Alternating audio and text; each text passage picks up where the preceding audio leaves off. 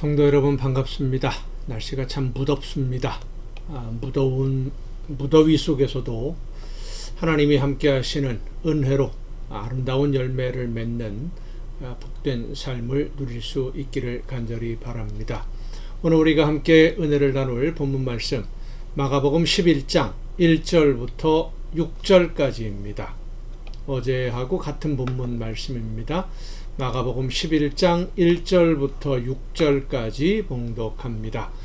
그들이 예루살렘에 가까이 와서 감람산 벳바게와 베다니에 이르렀을 때에 예수께서 제자 중 둘을 보내시며 이르시되 너희는 맞은편 마을로 가라. 그리로 들어가면 곧 아직 아무도 타보지 않은 나귀 새끼가 매여 있는 것을 보리니 풀어 끌고 오라. 만일 누가 너희에게 왜 이렇게 하느냐 묻거든 주가 쓰시겠다 하라. 그리하면 즉시 이리로 보내리라 하시니 제자들이 가서 본즉 나귀 새끼가 문 앞 거리에 매여 있는지라. 그것을 푸니 거기 서 있는 사람 중 어떤 이들이 이르되 나귀 새끼를 풀어 무엇 하려느냐 하매 제자들이 예수께서 이르신 대로 말한데 이에 허락하는지라. 아멘. 그제 우리가 함께 읽었던 본문 말씀인데 오늘 이 말씀을 좀 더 생각을 해보고자 합니다. 6월절을 앞두고 예루살렘으로 가시던 걸음을 베다니에서 멈추신 예수님이 제자들을 마을로 보내시면서 나귀 새끼를 한 마리 끌고 오라라고 말씀하십니다. 이스라엘을 회복하라고 하나님이 보내시는 구원자 메시아, 이스라엘의 왕으로 오시는 분이 왜 나귀 새끼를 이용하려고 했던 것일까요? 이 나귀라고 하는 짐승, 짐을 싣기도 하고 사람이 타기도 하는 그런 짐승인데 주로 서민들이 많이 사육하던 가축입니다. 나귀는 당나귀입니다. 당나귀인데 키가 한 1m 40에서 50 정도, 그러니까 등에 사람이 어른이 올라타게 되면 다리가 거의 땅에 닿는 아주 우스꽝스러운 그런 자세가 되죠.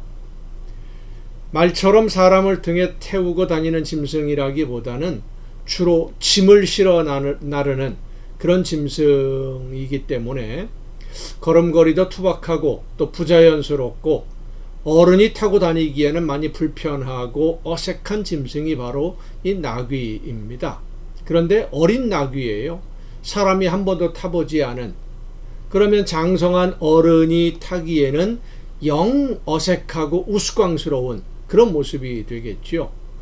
예수님 당시에 로마의 군인이나 총독들이 부임할 때는 말을 타고 행진하는 경우가 많이 있었습니다.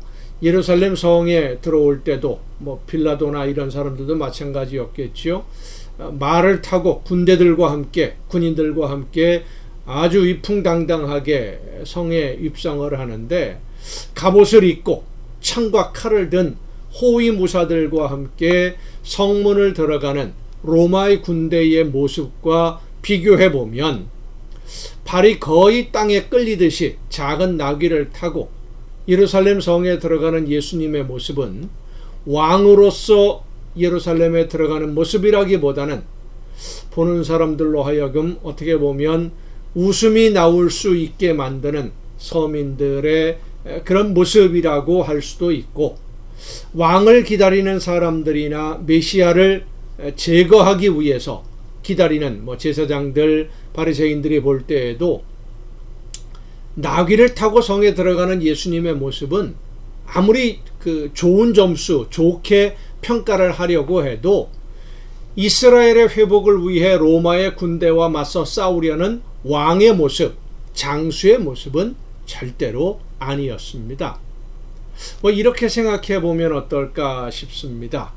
한 기업이 경쟁하는 회사와의 제품 경쟁에서 품질 문제로 큰 위기를 맞이하게 되었다.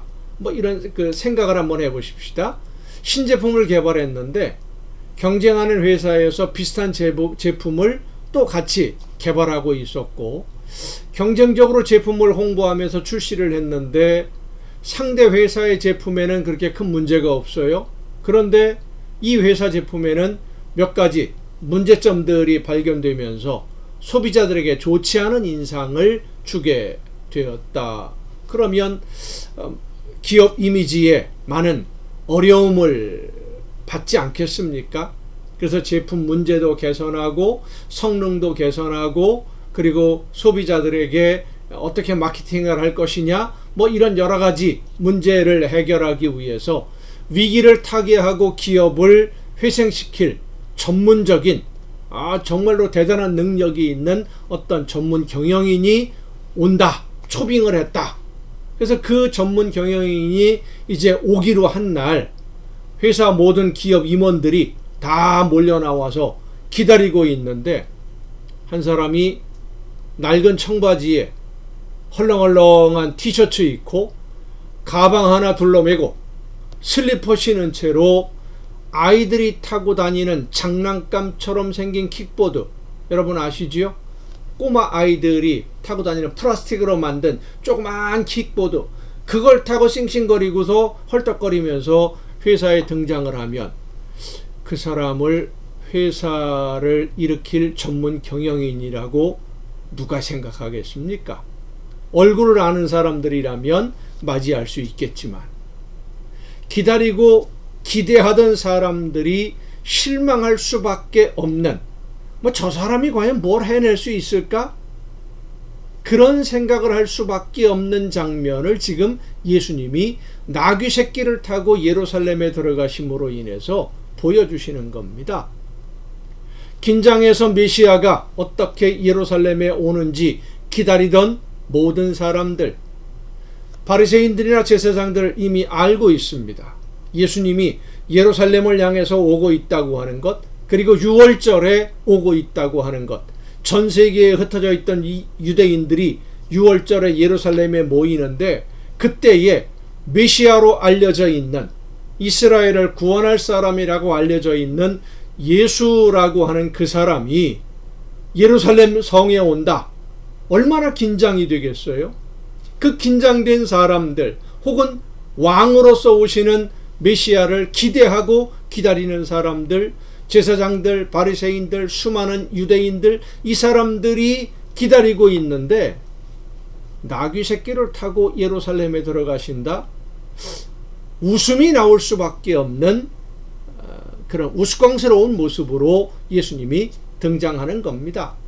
평범한 모습도 아니, 차라리 그냥 걸어 들어가셨다라면 오히려 백성들에게 더 많은 환호를 받고 제사장이나 바리새인들이 두려울 수밖에 없었을 텐데 기대하고 기다리던 사람들에게 실망감을 주기에 충분한 그런 모습, 그리고 예수님을 제거하려는 사람들이 보기에는 저 정도라면, 백성들이 저렇게 실망하는 정도라면 그냥 제거해도 그리 크게 문제될 것 없다라고 생각할 수 있는 그런 모습으로 예수님이 등장을 한 겁니다. 나귀 새끼를 타시고. 만약 예수님이 예루살렘으로 가시는데 수많은 군중들과 함께 큰 말을 타고 개선장군처럼 등장을 했다고 한다면 로마 정부는 물론이고 바리새인들과 제사장들은 예수님이 메시아로 등장하는 그 모습에 두려움을 느꼈을 겁니다. 그리고 예수님을 제거하려는 생각을 포기했을 수도 있습니다.